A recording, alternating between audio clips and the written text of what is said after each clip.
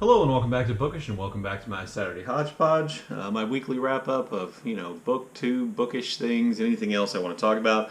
I want to start off today by talking about my family's experience, recent experience with COVID.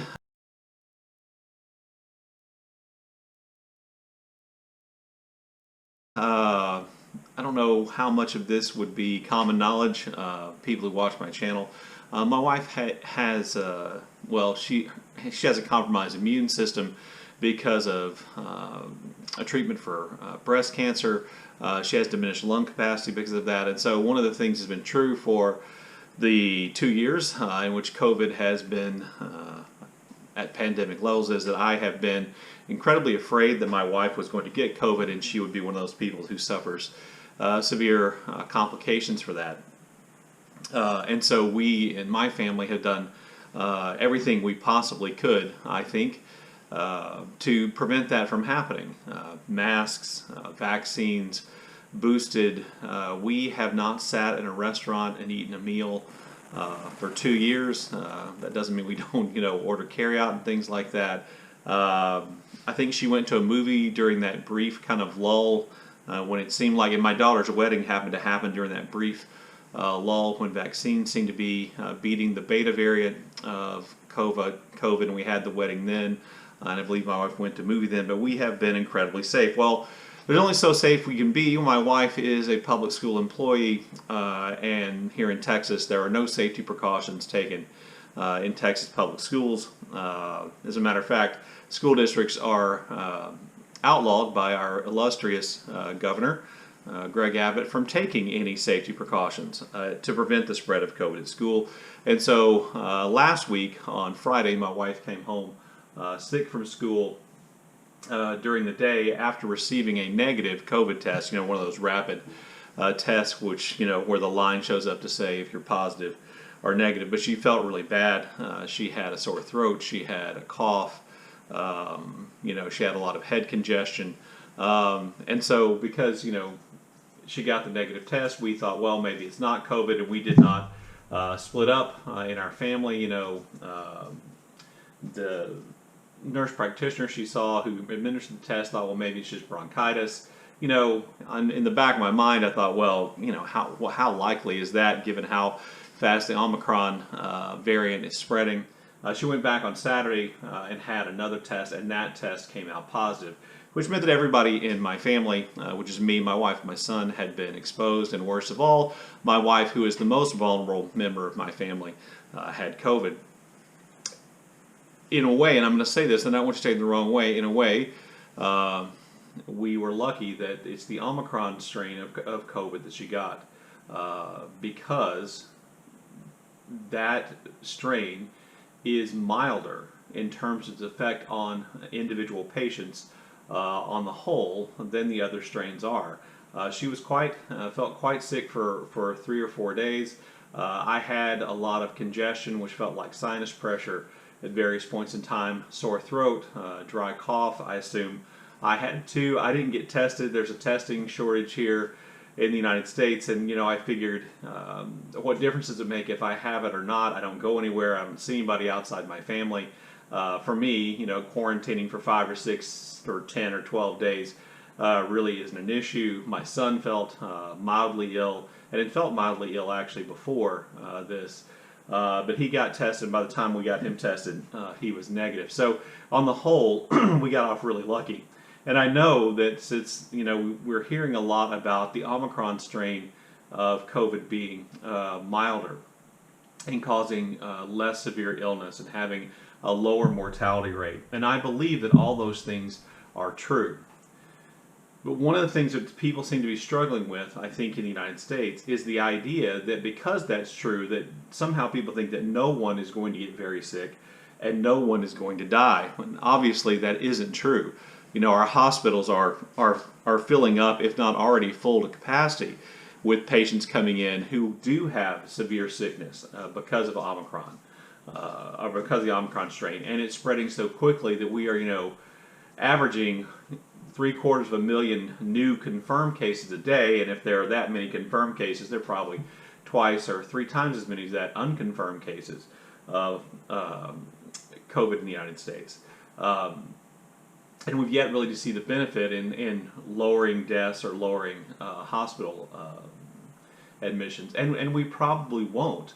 Even with a milder version of the disease, with almost, a million cases every day, you're still going to get that small fraction of people who do have a severe case because of Omicron and do require hospitalization. And that does put a tremendous strain on our healthcare system in the United States, and I'm not sure that it will fully stand up to that. So one of the things we also hear about the Omicron strain is that it is able to evade the antigen reaction, the antibody reaction to Omicron, and it's only about maybe 40% effective at preventing someone from contracting Omicron COVID, and that I believe is true. My wife, triple vaccinated, etc. I believe that is true, and that's why we're seeing this rapid spread. And that, I think, has led to the conclusion among a lot of people, unfortunately, in the United States, where vaccine, I'm not going to call it hesitancy, vaccine resistance is probably higher than anywhere else in the world, which is a measure, of where we stand politically, etc. I believe that's led a lot of people to believe that, there's no point in getting vaccinated right now. Even if the Omicron strain is milder, and even if it really only affects people who have other health conditions, what we're seeing now is it appears that people who go to a hospital with the Omicron strain are people who already had a serious or a fairly serious health condition, and Omicron just kind of pushes them over the edge to where they need hospitalization. Even if that's true, we are talking about millions of people, and one thing that we can all do in the United States or anywhere around the world is get vaccinated. Even if it only prevents, 40%, or it's only effective in preventing us from getting COVID 40% of the time, or in 40% of the people. I'm not sure how it works. That's still 40% less. That's still less people getting sick. Eventually, all those people may end up getting Omicron, but they're not all getting sick at once. More importantly, I think, perhaps now, though, that we're seeing this strain on hospitalization, what we do know is that the people who are vaccinated are less likely to go to the hospital. The people who are vaccinated or people who've had a previous COVID infection are less likely to go to the hospital, and they're not the ones putting the strain on the hospital system. You need to understand, when our hospitals fill up, when our ICUs fill up with people who have COVID, and have to be in the hospital for COVID, that means that those units are not available for all the other things that we need intensive care for.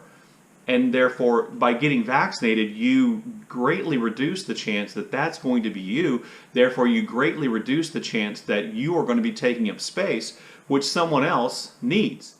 For some kind of a surgery, for some kind of a treatment. And there are literally millions of Americans out there who are in a vulnerable health condition, some of whose health means they can't actually get vaccinated at all, who need access to the hospital, and they can't get it because so many people are going to the hospital with COVID, and such a large number of those people going to the hospital with COVID are unvaccinated. Now, I know breakthrough cases are going up, and I know that there are lots of people in hospital who have been vaccinated. I know all that's true, but the chances are less that you will go to the hospital with vaccination, and therefore I still think it is your obligation as a citizen, as a caring human being, to get vaccinated, to help protect others, to help keep our healthcare system operational, to help keep places open for people who need life-saving surgery and treatment, etc. Because there is going to be a spreading out effect, a ripple effect of all these people in the hospital with COVID. So I wanted to say that, and I'm sorry if that's controversial. These are my opinions. I'm certainly not a doctor. Being retired, I have a lot of time to research and watch videos and read articles about COVID and Omicron and etc. And I will tell you that the speed at which Omicron is spreading is causing a tremendous short-term problem and a tremendous danger to people who are vulnerable. But I do believe it will create broader immunity, which may help turn the pandemic from pandemic to endemic, which means we would be able to handle it much better. Okay, so enough of that. On to talking about something else. So I made a video recently in which I talked about, which I said I was going to try the BookTube spin. thing, which is hosted by and run by Rick McDonnell over at his channel, and he spun on Friday, and the numbers that came up were 8 and 13, so I looked back in my books, there were 8 and 13, and 8 is Snow Falling on Cedars by David Gutterson, which I've had, as I said in the video a million times, I've had this book for what seems like forever, and I've never read it, and 13 was, I think, the longest book I had on my list, and that's The First American, The Life and Times of Benjamin Franklin by H.W. Brands, which I think is going to clock in at about, oh my goodness, 700 or so, a little over 700 pages. You know, a long, chunky biography of Benjamin Franklin, but hopefully H.W. Brand's brand of readable biography will pull me through. And I'm going to give that a legitimate shot to read those two books along with everything else I plan to read by the end of March. My reading this week has slowed down a little bit, in part, I think, because I was enjoying the primary book I was reading so much. In a month where I don't have buddy reads, I usually read 2 books simultaneously, and I usually just alternate days. I read one book one day the next. That's kind of how I do it, and that works out fine for me. It usually works better if one's nonfiction, one's fiction, but it doesn't make that much difference. And the book I was enjoying reading was Colson and Whitehead's Harlem Shuffle. And I'll say, I'm planning on doing a review of this book on Tuesday of next week, I think.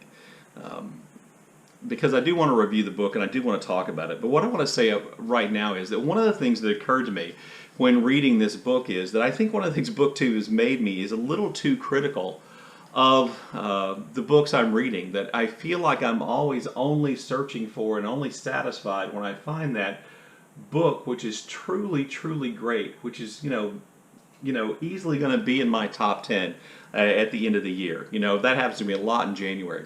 And I'm not sure Colson Whitehead's Harlem Shuffle is going to be in my top 10, but I do know that I enjoyed reading it a great deal. In the review when I do the review, I'll talk about the flaws I see in the book, but that didn't mean it wasn't an incredibly enjoyable experience. And I wonder sometimes here on BookTube if we are so kind of attuned to trying to find and identify that kind of perfect book for us, or that really truly great book, that we in some ways sell short what are very good books and very enjoyable reads. And for me, Harlem Shuffle was one of those. Like I said, review to come. The other book I've been reading, and with a little bit less dedication, is The Boarding House by William Trevor. I'm working on and planning to do one of those videos I do on where not to start with, and William Trevor is one of those authors. There are a few William Trevor novels that I want to read before I make my final decision about where to start, where not to start with William Trevor, and make that video. And The Boarding House is one of these. This has been a little bit more of a difficult read for me. In part, it's just slower paced, as is true with William Trevor. In part, the print's really small. I've had this book for a long time, so the pages are kind of yellowed, and for some reason that has a tendency to make it harder for me to read. But that's been a pretty enjoyable plan too, and I'm hoping to finish this up today or on Sunday, and then go on to some other books that I plan to read this January, and maybe start Snow Falling on Cedars or The First American. I don't know why. Well, I do know why. I'm old. Increasingly, nostalgia is creeping into my musical choices, and so I think one of the ultimate nostalgia bands for me is the kind of pop rock band Journey from the late 70s, early 1980s.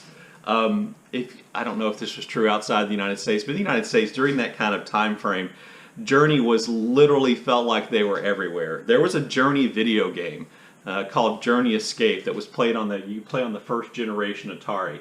And essentially it was you were a member of the band. It's kind of like Frogger. You were members of the band Journey, and you had to escape, like groupies and bus breakdowns and all kinds of stuff. And I believe Don't Stop Believing played the entire time you played the game. I can't remember the exact song, but it was just, Journey was just everywhere. And so in some ways, I have Journey songs deep embedded into my psyche, and a kind of I don't almost say an involuntary love for Journey has crept in there. And as I've gotten older, now when I hear a Journey song, it does that thing that music does when you're my age, and it makes you remember things. So I thought I'd put a list together, my top 5 Journey songs, which is actually only 4 songs. I'll explain why here in a minute. So song number 5, my top 5 Journey songs, and I'll leave links to these down below. Song number 5, my top 5 Journey songs, is Faithfully.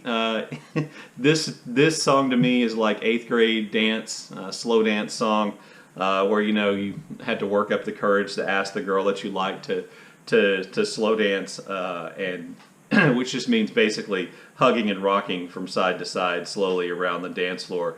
That's what we called slow dancing back then. And while I wasn't much for actual dancing, that kind of dancing, for various reasons, appealed to me when I was in the 8th and 9th grade.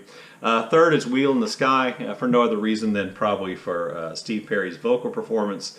Sorry, that was 4th. Then in 2nd and 3rd is actually 2 songs, Feeling That Way and Any Time. And I don't know if this was because of a mistake in the recording, but those songs were recorded so close together that generally speaking, when when DJs played the songs on the radio, they just played them together because they couldn't find you couldn't hit that gap in between them. And so usually they are played as one song, even though it's 2. I just love both those songs. I love the way they go together. I love the harmonies of both those songs. I love the vocal performance of both those songs. Then my number 1 favorite Journey song is Stone in Love, which I think I mentioned here before, but Stone in Love just kind of speaks to me of summertime in my youth, and I think that's actually one of the first lines of the song. Anyway, I'll leave a link to those down below in case you have Journey nostalgia, or in case you want to listen to songs and then mock me in the comments for what is a fairly pretty bog standard kind of pop rock songs. Feel free. Anyway, I look forward to your comments in the comment section below, and as always, thank you for watching.